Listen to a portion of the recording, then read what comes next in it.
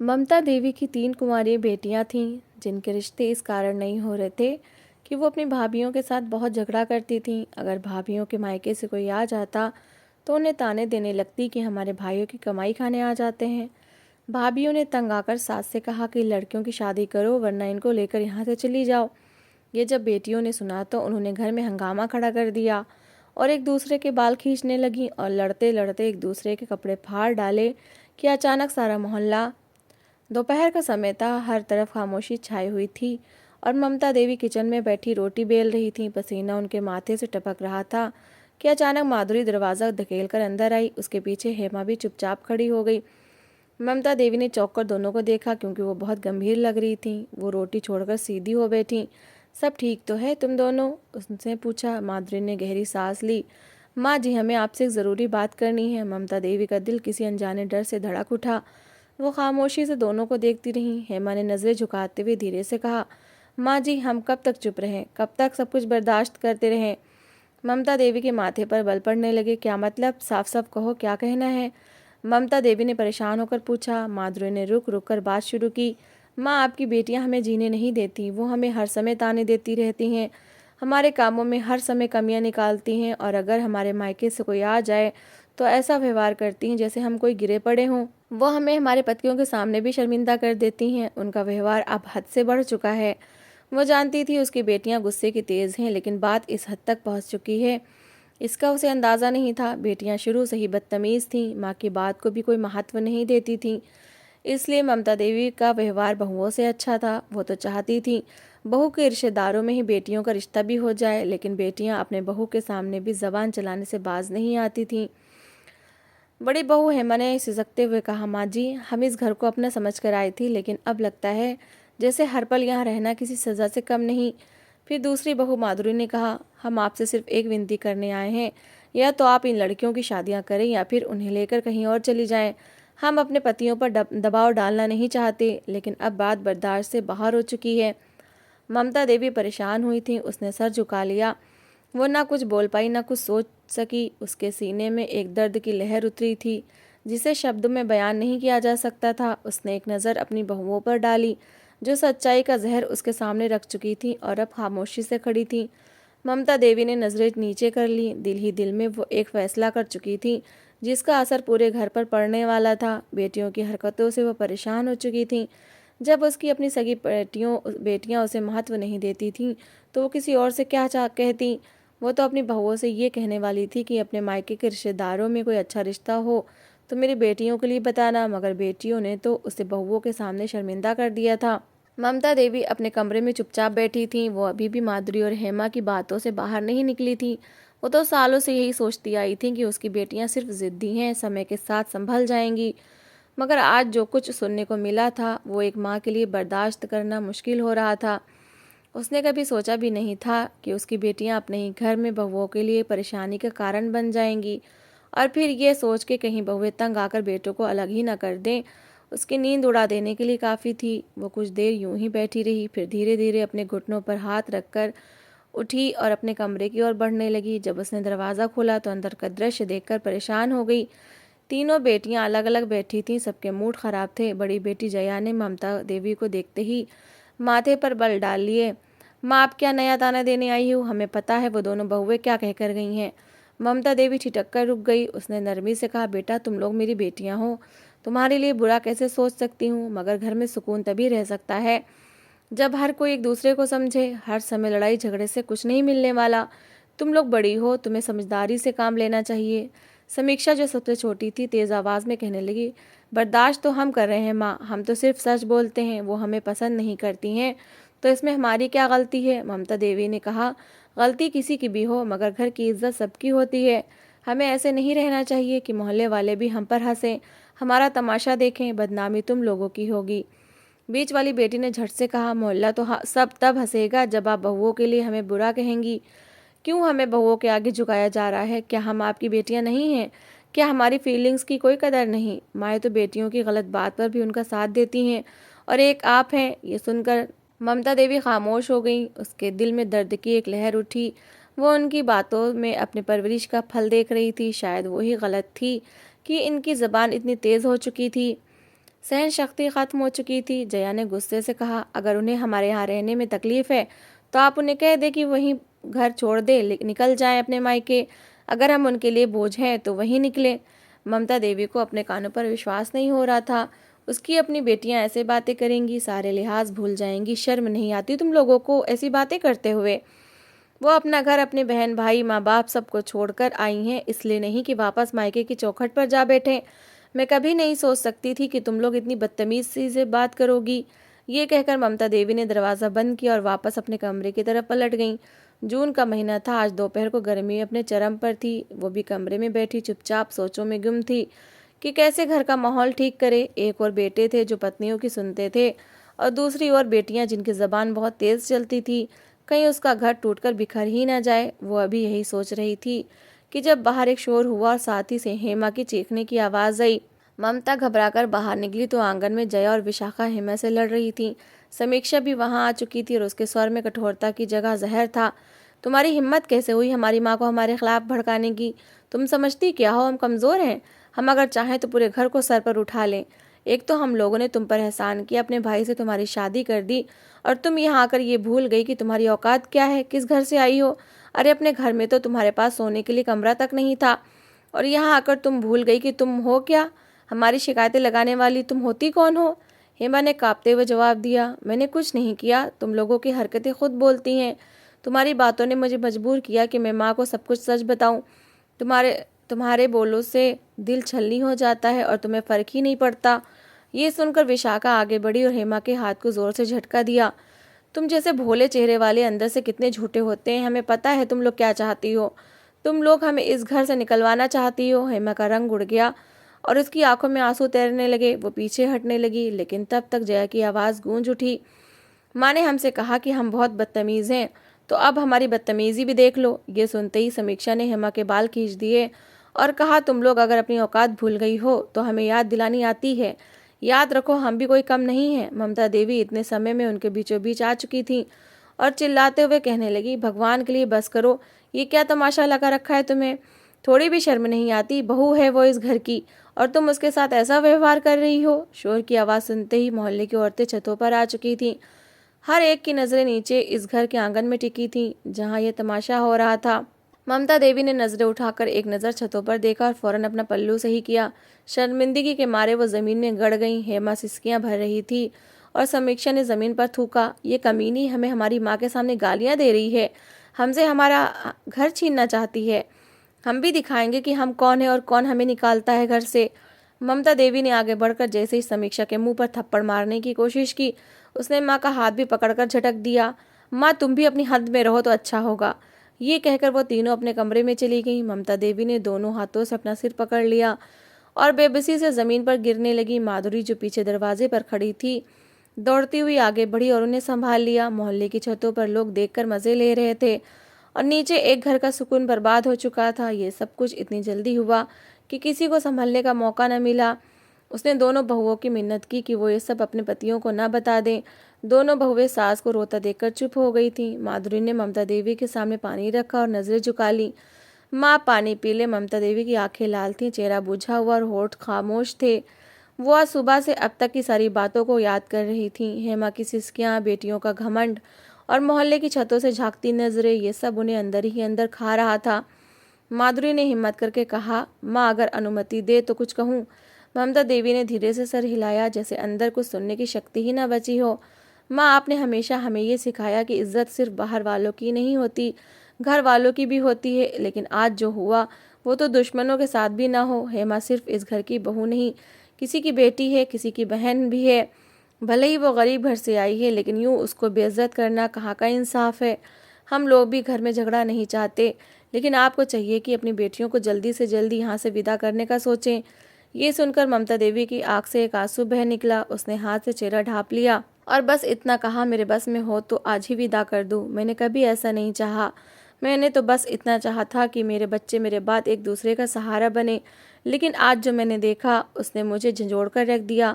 माधुरी ने कहा, माँ सच कभी छुपता नहीं, और आप अगर ऐसे ही चुप रहीं तो कल को यही बेटियां इस घर को बिखेर देंगी। जो बहुएं आज बर्दाश्त कर रही हैं वो हमेशा ये बर्दाश्त नहीं करेंगी, और जिस दिन वो इस दरवाजे से चली गई ये घर घर नहीं रहेगा, वीरान हो जाएगा। ममता देवी ने गहरी सांस ली। उसके दिल में एक फैसला अंगड़ाई ले रहा था। वो सिर्फ एक माँ नहीं थी, एक जिम्मेदार औरत भी थी जिसे अपने घर की नींव को बचाना था। वो धीरे से उठी और कल सुबह सबको मेरे कमरे में बुला लूँगी। जो कुछ कहना है सबके सामने कहूँगी। समय आ गया है कि फैसला हो। मैं अब और बर्दाश्त नहीं कर सकती। अगर मेरी बेटियाँ ये नहीं समझी कि रिश्ते नरमी से जीते जाते हैं तो फिर उन्हें ये सिखाना पड़ेगा, चाहे उनके लिए सीखना कितना ही कड़वा क्यों ना हो। माधुरी खामोशी से सास को देखती रही। उसने पहली बार ममता देवी की आंखों में वो तेज देखा जिससे घर आबाद होते हैं। सुबह की पहली किरण कमरे की खिड़की से अंदर आ रही थी, लेकिन ममता देवी रात भर सो न सकी थी। वो सोफे पर बैठी गहरी सोचों में गुम थी। जब माधुरी ने दरवाजे पर आई थी। माँ जी, आपने सबको बुलाने को कहा था। ममता देवी ने धीरे से सर हिलाया। ममता देवी पूरी रात कोई भी फैसला नहीं कर पाई थी। अपने पति के बारे में भी सोचती रही, जिसने बचपन से ही बेटियों को सिर चढ़ा रखा था, उनकी सही गलत हर बात को महत्व दिया था। जब ममता देवी बेटियों की गलती पर उन्हें डांटती थी तो उनका पति बेटियों के सामने उन्हें चुप करवा देता था। इसलिए बेटियों ने कभी भी माँ को महत्व नहीं दिया था। अब पति तो दुनिया से जा चुका था, मगर बेटियां बिगड़ चुकी थीं। कुछ देर बाद आंगन में सब जमा थे, तीनों बेटियां और दोनों बहुएं। ममता देवी ने सब पर एक नज़र डाली। उनकी आवाज़ में थकन भी थी और फैसला भी। मैं माँ हूँ, दुश्मन नहीं, लेकिन जो तुम सब ने कल किया वो मेरे लिए मौत जैसा था। मैंने सालों में वो इज्जत बनाई थी जिसे कल तुम लोगों ने रौंद के रख दिया। ये सुनकर समीक्षा ने फौरन कहा, माँ हमने कुछ गलत नहीं किया, यही हमें ताने देती है। ममता देवी ने कहा, चुप रहो तुम लोग। तुम्हें सच जानना है तो सच सुनो। तुम सबके व्यवहार के कारण ही ये घर उजड़ने वाला है। मैंने बहुओं को बेटियों की तरह रखा, लेकिन तुमने उन्हें दुश्मन समझ लिया। पूरा दिन तुम लोग मोबाइल पर लगी रहती हो। किचन इन्हीं दोनों ने संभाल रखा है, बजाय इसके कि तुम लोग भाभियों की मदद करो। तुम लोग उनकी बनाई चीज़ों में कमियां निकालती हो, उन्हें ताने देती हो। जया ने बुरा सा मुंह बनाकर नजरें चुराईं, जबकि विशाखा धीरे से पैर पटकने लगी। ममता देवी ने फैसला सुनाया, या तो तुम लोग अपना स्वभाव बदल लो या इस घर में से चली जाओ। मैं बहुओं को नहीं निकालूंगी। अगर तुम्हें ये फैसला गलत लगता है तो दरवाज़ा खुला है। ये किस दिल से ममता देवी ने ये बात कही थी, ये तो वही जानती थी। एक सन्नाटा सा छा गया। ममता देवी की आंखों में आंसू थे और बेटियां हैरत और गुस्से से माँ को देख रही थीं। ममता देवी के फैसले के बाद पूरा घर एक बार फिर सन्नाटे में डूब गया था, मगर ये सन्नाटा सुकून का नहीं था, बल्कि एक तूफान से पहले की खामोशी थी। बेटियां अपने कमरों में बंद थीं। समीक्षा बार बार आईने में खुद को देखती और बड़बड़ाती, बुढ़िया हमें निकालेगी अपनी बहुओं के लिए। जब हम बचपन से इस घर में महारानियों की तरह रही हैं तो क्या अब हमें निकाला जाएगा? जया ने गुस्से से सोफे पर रखा कुशन जोर से ज़मीन पर फेंका और कहा, बस बहुत हो गया। कल जब पिताजी की बरसी पर सारा मोहल्ला आएगा, हम भी देखेंगे कि ये अपनी बहुओं की बेइज्जती कैसे रोकती हैं। विशाखा ने भी खुश होते हुए कहा, हाँ क्यों ना, सबके सामने माँ को ही शर्मिंदा कर दें ताकि उन्हें एहसास हो कि बेटियों को बातें सुनाने का अंजाम क्या होता है। इधर ममता देवी चुपचाप किचन में अपने लिए खाना निकाल रही थी और उसके हाथों की कपकपाहट साफ दिखाई दे रही थी। हेमा किचन में आई तो एक पल को रुकी, मगर फिर धीरे से बोली, माँ जी आप हटिए, मैं आपको खाना निकाल कर दे देती हूँ। ममता देवी ने उसकी ओर देखा और नम आंखों से मुस्कुरा दी, बेटा अगर तू न होती तो शायद ये घर कब का टूट चुका होता। हेमा खामोश हो गई और ममता देवी के लिए प्लेट में खाना डालने लगी। अगले दिन बरसी थी। पूरा घर मेहमानों के लिए सजाया जा रहा था, मगर न बहुएं दिल से काम कर रही थीं, न बेटियां किसी चीज़ में रुचि ले रही थीं। हेमा ने ममता देवी को सहारा देते हुए कहा, माँ बैठ जाएं, सारा काम मैं संभाल लूँगी। ममता देवी ने थक कर एक कुर्सी पर बैठ गईं। मेहमान आना शुरू हो चुके थे और पंडित जी ने मंत्र पढ़ना शुरू कर दिए। मंत्रों की आवाज़ से घर में थोड़ी देर के लिए सुकून फैल रहा था, लेकिन बेटियों की नज़रें मौके की तलाश में थीं। जैसे ही पूजा खत्म हुई और सब औरतें आपस में बातों में व्यस्त हुईं, समीक्षा ने बहनों को इशारा किया और वो तीनों आंगन के बीच जा खड़ी हुईं। समीक्षा ने तेज़ आवाज़ में कहा, मुझे आप लोगों से एक बात पूछनी है। क्या कोई माँ अपनी ही बेटियों को घर से निकलने का कह सकती है? नहीं ना। लेकिन मेरी माँ ने बहुओं की बातों में आकर हमें ये धमकी दी है। बस बहुत हो गया। माँ ने हमें दुश्मन समझ लिया है। सिर्फ बहुएं ही इनकी आंखों का तारा है। जया बोली, हमने अगर दो बातें कर भी दी तो क्या इस घर से निकलने की धमकियाँ दी जाएंगी? विशाखा ने हंसते हुए कहा, माँ को लगता है बहुएं बहुत सीधी हैं, तो क्यों ना वही उनका ख्याल रखें। हम भी अपनी माँ को नहीं पूछेंगे। मेहमान चुप हो गए। सब एक दूसरे का मुंह देखने लगे। ममता देवी ने एक पल को आंखें बंद की और फिर धीरे से कहा, तुम लोग जो चाहो कह लो, लेकिन सच ये है कि मैंने आज पहली बार अपने बेटों की आंखों में शर्मिंदगी देखी है, और वो तुम सबके कारण है। तुम लोग बेटियां हो मगर इस घर की मर्यादा से बड़ी नहीं हो। अगर यही चलता रहा तो शायद तुम्हें ये घर छोड़ना ही पड़े। बेटियों के चेहरे का रंग उड़ गया, क्योंकि उन्हें अंदाजा नहीं था कि उनकी माँ अभी इस हद तक भी जा सकती हैं। पूजा समाप्त होने के बाद मेहमान जा चुके थे। घर में सिर्फ कुछ ही लोग रह गए थे। घर का वातावरण बोझल था और हर तरफ एक अनदेखा दबाव छाया हुआ था। ममता देवी अपने कमरे में बैठी दीवार को घूर रही थी। उनकी आंखों में नमी थी, मगर उसके चेहरे पर एक अजीब सी कठोरता भी आ गई थी, जैसे वो अंदर से कोई बड़ा फैसला कर चुकी हो। हेमा धीरे से अंदर आई और उनके पास बैठ गई। उसने प्यार से पूछा, माँ जी आप ठीक हैं? ममता देवी ने सर हिलाया लेकिन बोली कुछ नहीं। हेमा ने हिम्मत करके कहा, माँ जी अगर आप आज्ञा दें तो मैं कुछ कहूँ। ममता देवी ने आंखें बंद करते हुए कहा, हाँ बेटा। हेमा ने कहा, माँ अगर बेटियों को उनके हाल पर छोड़ दिया जाए तो शायद वो खुद सीख जाएंगी। आप जितना रोकेंगी वो उतना ही वही करेंगी। ममता देवी ने गहरी सांस ली और कहा, बेटा माँ बनकर सोचो तो दिल कहता है सब बर्दाश्त कर लूँ, मगर अगर न्याय की बात करूँ तो मुझे खुद को भी आईना देखना होगा। मैंने शायद उनकी गलतियों को इतना अनदेखा किया कि वो उसे अब अपना अधिकार समझ बैठी हैं। हेमा ने सास का हाथ पकड़ा और कहा, माँ जी बस आप खुद को कमज़ोर मत समझें, आपके फैसले ही इस घर की नींव है। ममता देवी ने हेमा की तरफ देखा और धीरे से बोली, बेटा मुझसे वादा करो कि अगर मैं कोई कदम उठाऊं तो तुम मेरा साथ दोगी। हेमा ने बिना झिझक कहा, मैं आपके साथ हूँ माँ जी, चाहे जो भी हो। ममता देवी के चेहरे पर पहली बार एक सुकून की झलक आई, क्योंकि वो जानती थी आने वाले समय में उन्हें एक ऐसा फैसला करना है जो सबको हिलाकर रख देगा।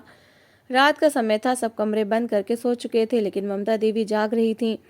उसके दिमाग में विचारों का तूफान था। हेमा की बातें उनके दिल को थोड़ी तसल्ली दे गई थी, लेकिन बेटियों का स्वभाव अब उसके लिए असहनीय हो चुका था। उन्हें बाहर से बातों की आवाज़ आने लगी। जब वो अपने कमरे से बाहर आई तो देखा कि तीनों बेटियां सर जोड़े पता नहीं क्या बातें कर रही थीं। ममता देवी वापस अपने कमरे में आ गई। सोच रही थी कि अब वो क्या करें। बेटियों के लिए जब भी कोई रिश्ता आता है तो उनकी बदतमीजियां देकर वापस चला जाता है। उनकी उम्र शादी की हो चुकी थी, लेकिन उन्हें चिंता तक नहीं थी। वो तो इस घर में अपना अधिकार जमाए बैठी थीं। उन्होंने तो ये सोचा ही नहीं था कि शादी करके दूसरे घर भी जाना है। कहती थी ये हमारे पिता का घर है, हमें यहीं रहना है। पता नहीं अब तीनों मिलकर कौन सी नई खिचड़ी बना रही थीं। अगली सुबह उन्होंने ऐसा तमाशा लगाया कि ममता देवी की आखिरी उम्मीद भी खत्म हो गई। वो अपनी भाभियों को धक्के देकर घर से निकालने की कोशिश कर रही थीं। इस बार तो भाभियां भी चुप नहीं रही थीं, बल्कि उनके साथ लड़ने झगड़ने लगी। यहाँ तक कि मोहल्ले वाले इकट्ठा हो गए। ममता देवी को लगा कि आज वो सचमुच मर जाएंगी। इतनी बेइज्जती उसने सोची भी नहीं थी। मोहल्ले वालों ने उनके बेटों को भी फ़ोन करके घर बुला लिया, क्योंकि अब बात हाथापाई तक पहुंच गई थी। बहुएं और बेटियां एक दूसरे के बालों को नोच रही थीं। एक तमाशा सा लग गया था। ममता देवी दिल पकड़कर एक और बैठ गईं। जब बेटे घर आए और ये सब तमाशा देखा तो अपनी बहनों को बुरा भला कहने लगे। फिर ममता देवी से कहने लगे कि अगर आपने अपनी बेटियों को नहीं समझाया और इनके हाथों को कंट्रोल ना किया तो हम अपनी पत्नियों को लेकर अलग हो जाएंगे। ममता देवी के लिए उनकी बेटियां किसी सज़ा से कम नहीं थीं। कई बार उन्हें समझाना चाहा, लेकिन वो समझना ही नहीं चाहती थी। इसलिए दिल पर पत्थर रख लिया और अपने बेटों और बहुओं से कह दिया कि वो अपना अलग इंतज़ाम कर लें, क्योंकि अब जो कुछ वो करने जा रही थी ये उनकी आखिरी कोशिश थी। दोनों बेटे अपनी पत्नियों को लेकर अलग घर में जा चुके थे। घर में सिर्फ बेटियां रह गई थीं। ममता देवी लोगों के कपड़े सीने लगी और बस इतना ही कमाती थी कि जिससे अपना पेट भर सकें। जब बेटियों ने देखा कि घर का सारा राशन खत्म हो चुका है तो ममता देवी से कहने लगी कि भाइयों को बोलो कि घर में राशन डलवाएं और हमें खर्चा भी दिया करें। ममता देवी कहने लगी, मैं उन्हें क्यों कहूँ, तुम लोग खुद सक्षम हो, अपनी मनमानियाँ करना जानती हो तो घर भी चलाना जानती होगी। ये घर तुम्हारे पिता का है और यही ताने तुम लोग अपनी भाभियों को देती थी। अब ये घर तुम लोगों के अपने पास है, इसलिए खुद कमाओ और इस घर को चलाओ। जिन भाइयों की पत्नियों को तुम चैन से नहीं रहने देती, भला क्यों वो तुम लोगों के खर्चे उठाएंगे। मैं उनसे कुछ नहीं मांगूंगी। ये सुनकर तीनों बहनें एक दूसरे की शक्ल देखने लगीं, क्योंकि तीनों को कुछ नहीं आता था। वो मुश्किल ही 10वीं 12वीं तक पढ़ी थीं, लेकिन काहिल इतनी थी कि उठकर पानी तक नहीं पीती थीं। काम करना तो दूर की बात थी। तीनों बहनों में आपस में लड़ाई झगड़ा होने लगा। एक दूसरे से इस बात पर बहस करती रहती कि तुम आटा गूंदोगी और मैं खाना बनाऊंगी, लेकिन तीनों ही कामचोर थीं, इसलिए ना कुछ खाने को बनाती थी और ना ही उन्हें ये चिंता थी कि अगला महीना सर पर आने पर वो क्या करेंगी, क्योंकि ममता देवी तो साफ कह चुकी थी कि बेटों से कुछ नहीं मांगेंगी। तीनों बहनें आपस में बैठी ये सोच रही थी कि अब वो क्या करें। खाली मकान का उन्होंने क्या करना है। पहले तो उन्हें कुछ भी करने की ज़रूरत नहीं पड़ती थी, हर ज़रूरत भाई कहने से पहले पूरी करते थे, लेकिन अब वो लोग अलग हो चुके थे। जितना उन्होंने माँ को तंग कर रखा था, उन्हें विश्वास था माँ भी उन्हें रोटी बनाकर तो नहीं देंगी। अब सोच रही थी कि शायद उनकी माँ ने जो कुछ कहा था ठीक कहा था। अगर वो भाभीियों के साथ खुशी खुशी रह लेती तो कम से कम भाई तो यहाँ होते और उनकी ज़रूरतें पूरी हो रही होती। दिल पर पत्थर रखकर भाइयों के पास गईं और उनसे कहा कि घर में राशन डलवा दें। तो भाभियाँ अपने पतियों से कहने लगी कि तुम अपने घर की चिंता करो। जब तुम्हारी बहनें अपनी ज़बान पर कंट्रोल नहीं कर सकती और तुम्हारी पत्नियों को इज्जत नहीं दे सकती, तो तुम्हें भी उनकी चिंता नहीं होनी चाहिए। ममता देवी ने भी बेटियों की ओर से ध्यान हटा लिया था। अपना खाना खुद बनाती और अकेले खा लेती, या फिर कोई पड़ोस में से आकर उन्हें खाना दे जाता। 2 टाइम की रोटी जब बेटियों को नहीं मिली तो एक हंगामा सा मचा दिया। कहने लगी कि हमारा खर्चा कौन पूरा करेगा। ममता देवी कहने लगी कि तुम लोगों को इतनी ही चिंता है तो फिर अपनी भाभीियों के साथ बनाकर रखो। तीनों बहनें जाकर भाभीियों से माफ़ी ये भी वादा करो कि तुम आगे से उनके साथ लड़ाई झगड़ा नहीं करोगी, उनसे बहस भी नहीं करोगी। दोनों भाई वापस आ चुके थे। बहनें समझ चुकी थी कि घर ऐसे नहीं बनते, सबको एक दूसरे के साथ मिलकर प्यार से रहना पड़ता है। माँ का एक कठोर कदम उनकी बेटियों को एहसास दिला चुका था कि क्या ठीक है और क्या नहीं। अगर ममता देवी बेटियों का साथ दे देती तो आज उनकी बहुएं उनसे नफरत करती और वो अकेली रह जाती। बेटियों की शादियाँ भी हो गई थी और वो अपने घर में जा चुकी थी, लेकिन अब जब भी आती तो अपनी भाभीियों से बहुत इज्जत से बात करती थी। जानती थी कि अगर भाभीियों के साथ उन्होंने व्यवहार ख़राब किया तो उनका मायके में आना जाना बंद हो जाएगा।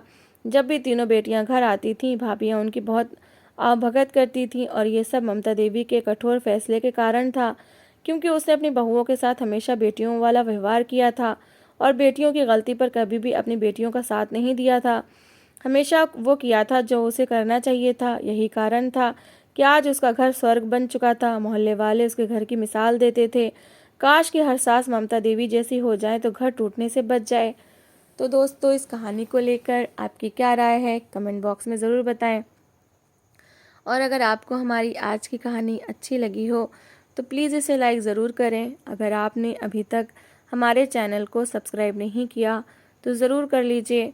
तो मिलते हैं ऐसी एक और मोटिवेशनल कहानी के साथ। Thanks for watching.